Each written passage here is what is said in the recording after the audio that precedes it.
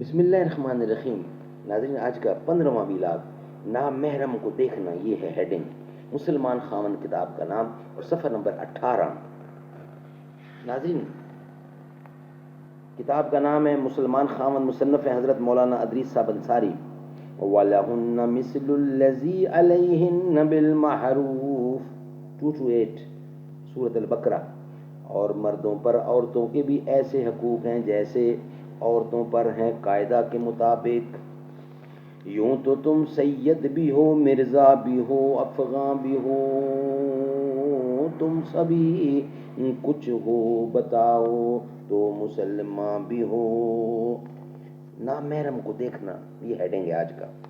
قال النبی صلی اللہ علیہ وسلم عن الحسن مرسلا قال بلغنی ان رسول اللہ صلی اللہ علیہ وسلم قال لعن اللہ الناظر والمنظور الیہ.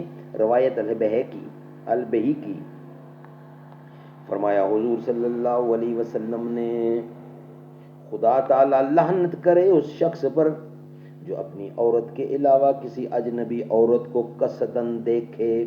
اسی طرح لعنت کرے اللہ اس پر جو اپنے آپ کو بلا ضرورت کسی نامحرم کو دکھلائے.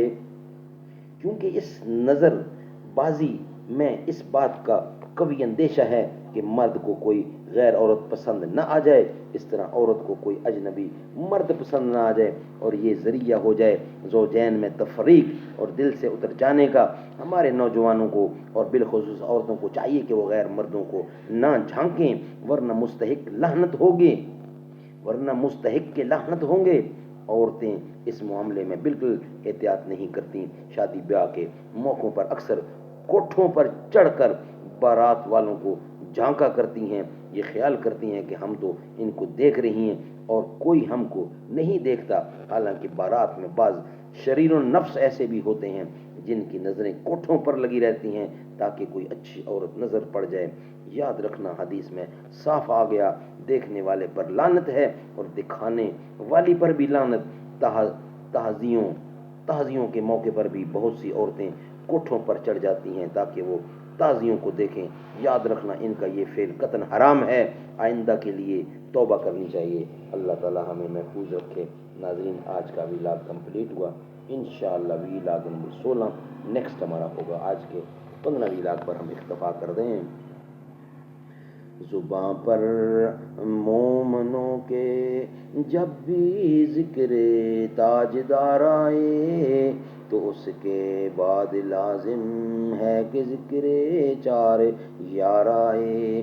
ابو بکر و عمر، عثمان و حیدر جب بھی باغباں ہوں تو پھر کیوں کر نہ باغ مصطفیٰ میں ایک بہار آئے. رب صلی وسلم دائماً ابدا علی حبیبک خیر خلق کل یمین.